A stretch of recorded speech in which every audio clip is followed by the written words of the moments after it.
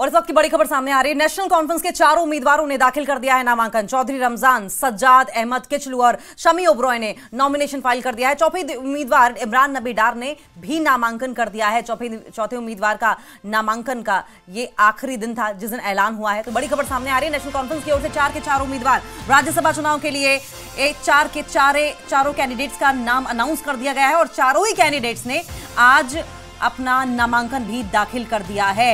National conference के चारों उम्मीदवार जिसमें कौन कौन है? चौधरी रमजान है, सज्जाद अहमद है, किचलू है और शमी ओबरॉय हैं। इन चारों ने अपना नामांकन दाखिल कर दिया है। चौथे उम्मीदवार थे इमरान नबी डार, जिनके नाम का अनाउंसमेंट अभी हाल ही में किया गया है। हालांकि आपको बताएं, कल तक बड़ा सस्पेंस बरकरार था। कल शाम को जिस तरीके से मीटिंग हो रही थी, कांग्रेस की मीटिंग हुई, नेशनल कॉन्फ्रेंस की मीटिंग हुई, माना यह जा रहा था कि संभवतः जिस तरीके से नेशनल कॉन्फ्रेंस और कांग्रेस पार्टी आपस में अलायंस में है, तो संभवतः नेशनल कॉन्फ्रेंस की ओर से 3 कैंडिडेट्स मैदान में उतारे जाए और जो चौथी सीट है वो कांग्रेस ले ले। लेकिन प्रेस कॉन्फ्रेंस कल की गई कांग्रेस की ओर से और जेकेपीसीसी के अध्यक्ष जो हैं तारिक हमीद कर्रा, उनकी ओर से प्रेस कॉन्फ्रेंस करके यह जानकारी दी गई कि असुरक्षित सीट होने की वजह से कांग्रेस इस सीट पर चुनाव नहीं लड़ेगी। तो सवाल इस बात को लेकर भी उठ रहे थे कि अगर सीट शेयरिंग पर सहमति नहीं बनी नेशनल कॉन्फ्रेंस में और कांग्रेस पार्टी में, तो क्या रिलेशंस में खटास आएगी, रिलेशंस पर क्या असर पड़ेगा? क्योंकि हमने पहले भी देखा है कि चाहे स्टेटहुड के रजिस्ट्रेशन का मुद्दा हो, चाहे अन्य मुद्दे हों, कांग्रेस पार्टी और नेशनल कॉन्फ्रेंस जो है वो अलग अलग रणनीति अपनाती नजर आई है, अलग अलग रास्तों पर चलती नजर आई है। और ये भी बड़ी वजह थी कि इस वक्त सवाल उठ रहा था कि अगर सीट शेयरिंग पर सहमति नहीं बनी तो आखिर क्या होगा। आखिरकार हुआ वही, प्रेस कॉन्फ्रेंस की गई कांग्रेस की ओर से मीटिंग के बाद और फिर तारिक हमीद कर्रा ये कहते हैं कि असुरक्षित सीट होने की वजह से हम चुनाव नहीं लड़ेंगे। तो हुआ ये कि चारों की सीटों पर नेशनल कॉन्फ्रेंस ने अपने कैंडिडेट उतार दिया। हालांकि कल तक कयास इस बात के भी लगाए जा रहे थे कि चौथी सीट पर संभवतः उमर अब्दुल्ला के पिता, पूर्व मुख्यमंत्री जम्मू कश्मीर के फारूक अब्दुल्ला, उन्हें संभवतः उतार सकती है नेशनल कॉन्फ्रेंस। लेकिन आज ये सरप्राइजिंग एलिमेंट आया है सामने। इमरान नबी डार का नाम अनाउंस किया है और नॉमिनेशन भी चारों ही नेशनल कॉन्फ्रेंस के उम्मीदवारों की ओर से कर दिया गया।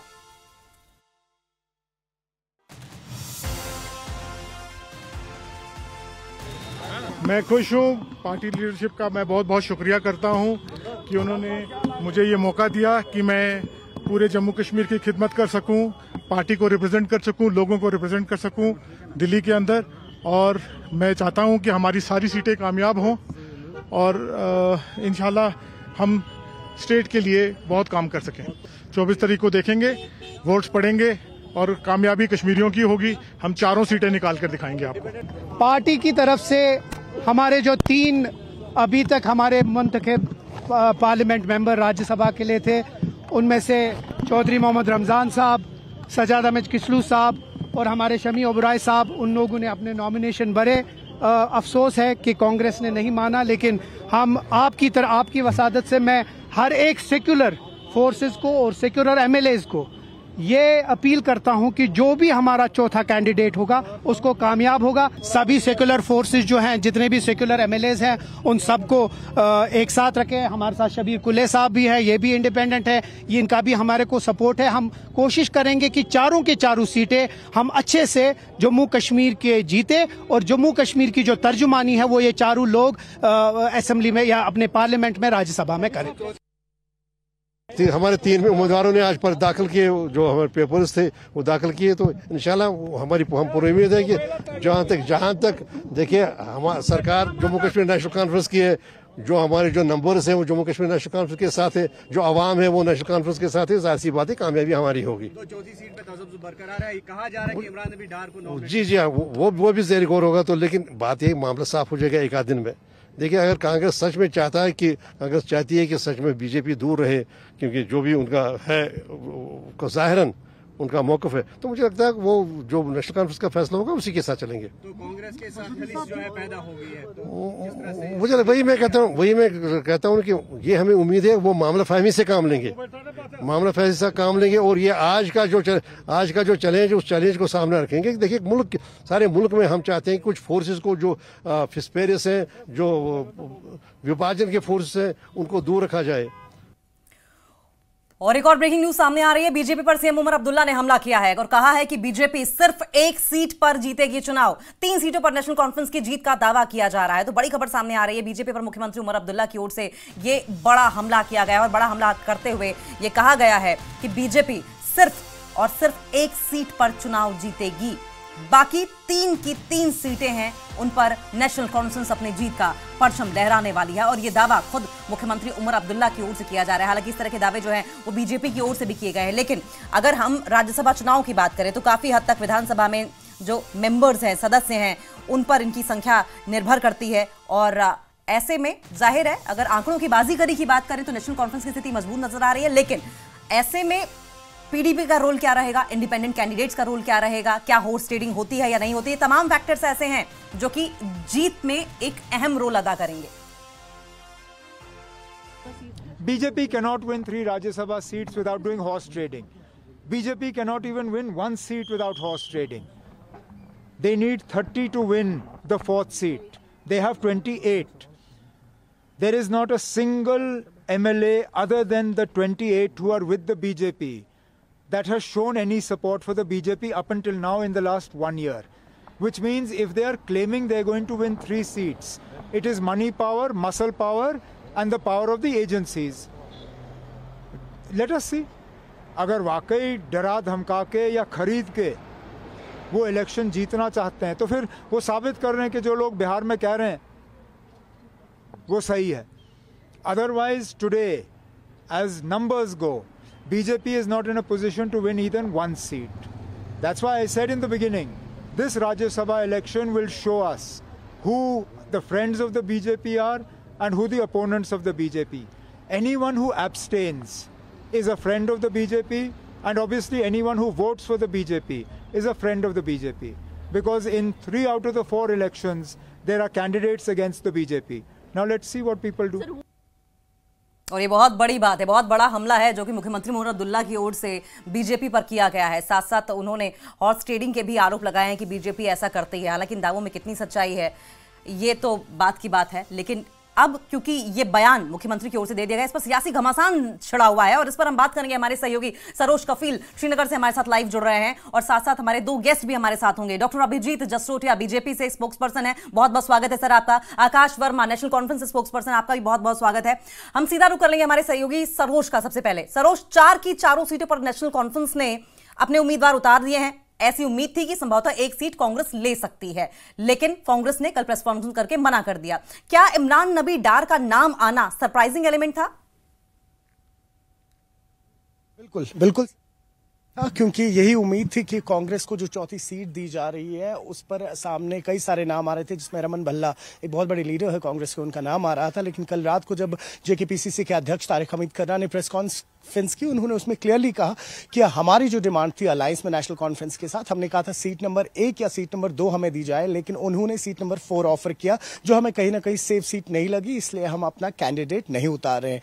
और जिसके चलते आज अभी कुछ देर पहले ही इमरान नबी डार जम्मू कश्मीर नेशनल कॉन्फ्रेंस के प्रोविजनल प्रेसिडेंट शौकत मीर के साथ नॉमिनेशन पेपर्स फाइल करने गए और जाने से पहले उन्होंने न्यूज़ 18 से बात की, जहां पे उन्होंने क्लियरली कहा कि हमने 4थी सीट कांग्रेस के लिए छोड़ी थी, खैर उन्होंने ली नहीं, उसके कारण हमने सोचा कि इस सीट को एम्प्टी छोड़ना भी सही नहीं रहेगा। इसके कारण जो पार्टी के स्पोक्स पर्सन इमरान नबी डार है उनको नॉमिनेशन का मौका मिला है। तो 4 सीट्स अब नेशनल कॉन्फ्रेंस लड़ेगा, लेकिन यहाँ पे ये देखना होगा अंकिता कि आने वाले वक्त में अब आप देखें कहीं ना कहीं जो नेशनल कॉन्फ्रेंस और कांग्रेस के बीच में फ्रैक्शन है ये बहुत ऑब्वियस हो रही है, क्योंकि एक हद तक, एक लेवल तक कांग्रेस ने भी काफी ज्यादा कॉम्प्रोमाइज किया है पिछले 1 साल में। यहाँ पर हमारी कल भी आपसे बात हो रही थी कि कई सारे इनिशिएटिव्स जो स्टेटहुड को लेकर कांग्रेस ने लिए थे, जैसे हमारी रियासत हमारा रख, उस टाइम पे उन्होंने जंतर मंतर में प्रोटेस्ट भी किया था, उस टाइम सीएम उमर अब्दुल्ला वहां नहीं दिखे थे। तो कहीं ना कहीं फ्रैक्शन वहीं से स्टार्ट हुई और भले ही इस वक्त कांग्रेस इस बात को डिनाई करे, क्योंकि वो भी जानते हैं कि बिहार में इलेक्शंस आने वाले हों और इस वक्त अगर किसी भी तरीके का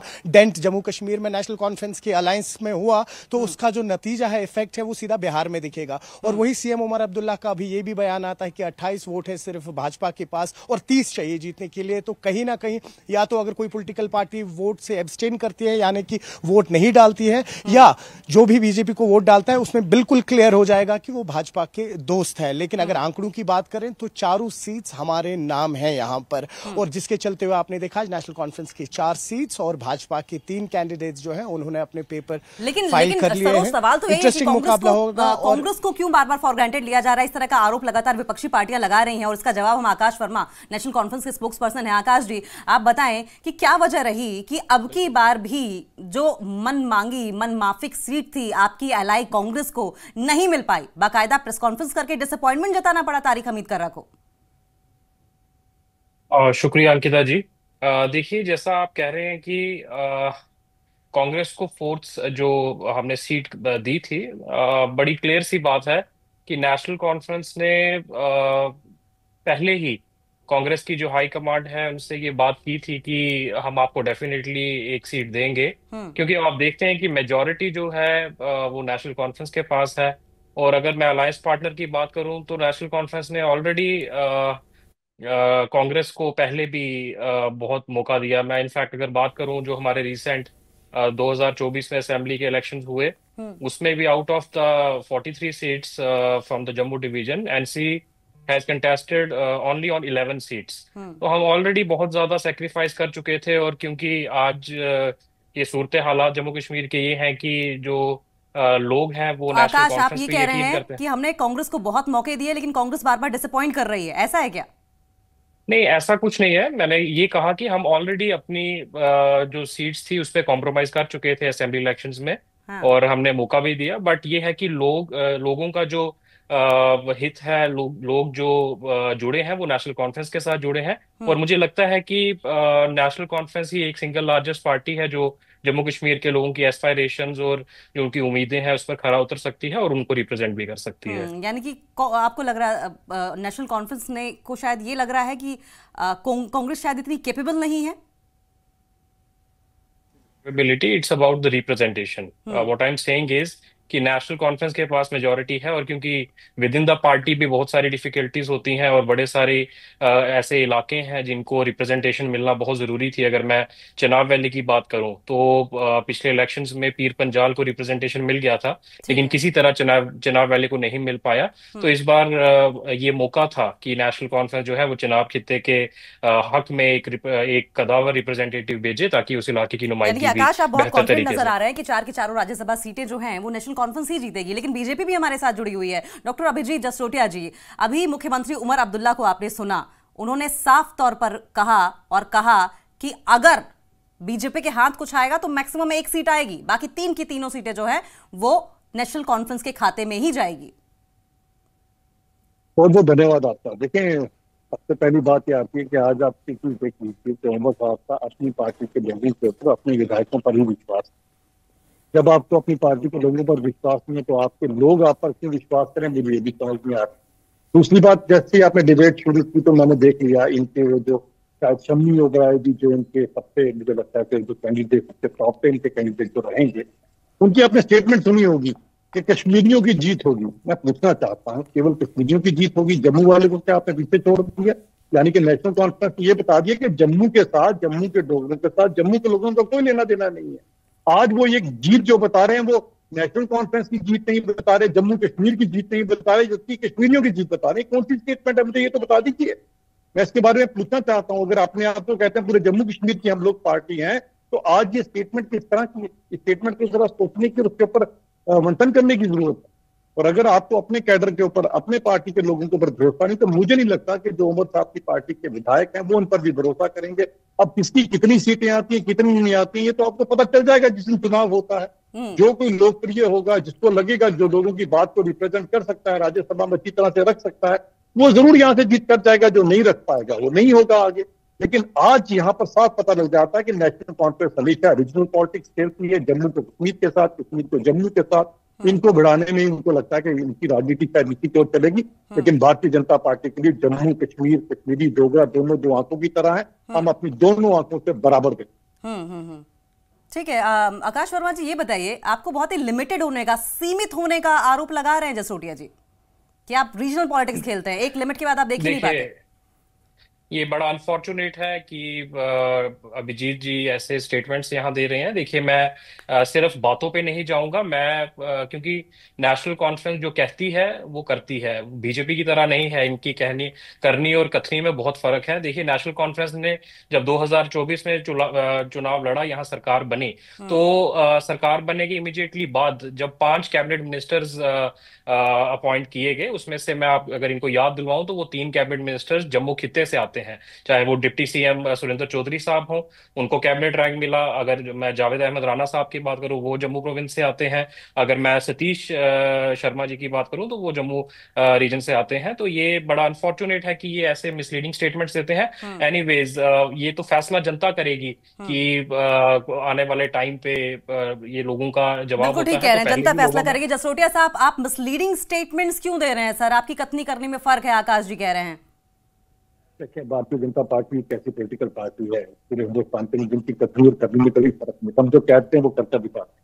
यही शायद कारण रहता है कि जो हम बोल देते हैं उसके बाद कई लोगों की रातों की नींद उड़ जाती है और दिन में भी लोग बेचारे घंटे रहते हैं। यही कारण है। मैंने जो स्टेटमेंट कही, अभी आप ही के जो एमपी कैंडिडेट है उन्होंने तो स्टेटमेंट दी है। मैं आपसे स्टेटमेंट बोल रहा हूँ, जब ये डिबेट शुरू हुई, आप तो चेक कर लीजिएगा, वो कहते हैं जीत कश्मीरियों की होगी, तो बाकी वालों को कहां छोड़ रहे हैं आप? ये तो बता दीजिए जरा। ये कहने की बात होगी कि आपने किनको बना लिया और क्या कर लिया। ये हमें अच्छी तरह से पता है कि at the end of the day क्या होता है और क्या नहीं होता आपकी पॉलिटिकल पार्टी के अंदर। आज बात इसकी नहीं है, आज बात है एक विश्वास। क्या उमर साहब अपनी पार्टी के विधायकों पर विश्वास करते हैं? जिस साहब की स्टेटमेंट उमर साहब ने दी है, उमर साहब ने कहा हॉर्स ट्रेडिंग, उमर साहब ने वर्ड यूज किया, यानी कि अपने लोगों पर विश्वास नहीं है। हमने तो ये वर्ड यूज नहीं किए, हमें तो अपने विधायकों पर, अपने लोगों पर पूरा विश्वास है। आप करके देख लीजिए, आप कुछ भी करके देख लीजिए, हमारा विधायक कितना कमिटेड है। उसको पता है कि सर्वप्रथम एलडीएफ देश है, उसके बाद पार्टी लास्ट में अपना आप है। इनके लिए सर्वप्रथम अपना आप, अपना खानदानी राज है, इसलिए शायद इनको शक होता होगा। मैं इनके कैडर को कहना चाहता हूं, उनके सभी विधायकों को कहना चाहता हूं कि आपकी लीडरशिप आप पर भरोसा ही नहीं करती है, तो आप इन पे क्यों भरोसा करें? आकाश जी, ये बात तो सच है कि मुख्यमंत्री उमर अब्दुल्ला की ओर से अभी स्टेटमेंट दी गई और जिक्र किया गया है बिहार में कि बिहार में जिस तरह की बातें होती हैं, अगर यहाँ पर ऐसा हुआ तो ही संभवतः बीजेपी जीतेगी। तो क्या वाकई में ये एक जेन्युइन सवाल है कि क्या कॉन्फिडेंस में नहीं ले पा रहे हैं विधायकों को मुख्यमंत्री उमर अब्दुल्ला? ऐसा बिल्कुल नहीं है अंकिता जी। देखिए, स्टेटमेंट क्यों आ रही है सर? ये डर क्यों है? As far as numbers are concerned, तो we are very much confident that we are going to win minimum 3 seats in this Rajya Sabha elections, and we are also looking forward for the 4th seat also. कि मतलब हमारी दावेदारी तो 4थी seat पर भी है। In fact मैं तो ये कहूंगा कि विद इन द कार्डर ऑफ ये कौन सी तीनों सीट्स होंगी आकाश जी जो आप जीतने का दावा कर रहे हैं? देखिए, जो पहले 3 नॉमिनेशंस किए गए, सज्जाद अहमद किचलू साहब का जो चुनाव वैली से आते हैं, शमी ओबरॉय साहब का जो पार्टी के ट्रेजरर हैं और एक बड़े सीनियर लीडर हैं नेशनल कॉन्फ्रेंस के, और माइनॉरिटी और सिख समुदाय को जो रिप्रेजेंट करते हैं, और तीसरे चौधरी मोहम्मद रमजान साहब जो हंडवारा से आते हैं, एक बड़ी पॉलिटिकल फिगर है, एक कद है उनका पॉलिटिकल, और बहुत कॉन्ट्रीब्यूशंस रहे हैं उनके जम्मू कश्मीर की सियासत में। तो ये तीनों सीट्स तो श्योर शॉट है। अभी जो 4th सीट हमने इमरान नबी डार साहब ने जिसका नॉमिनेशन फाइल किया है, we are also hoping best for the 4th seat also, क्योंकि होपिंग बट नॉट कॉन्फिडेंट। एक बार सरोज हमारे साथ जुड़े हुए हैं, सरोज का भी रुख कर लेंगे। सरोज, आप दोनों ही नेताओं की बातें सुन रहे थे और ऐसे में बीजेपी के अपने अलग दावे हैं और नेशनल कॉन्फ्रेंस के अपने अलग दावे हैं। अगर पॉलिटिकल सिनेरियो में आप देखें तो जीत हार का मार्जिन आंकड़ों की बाजीगरी होता है। ऐसे में इंडिपेंडेंट कैंडिडेट्स जो है और बीजेपी पीडीपी का आप रोल क्या देख रहे हैं?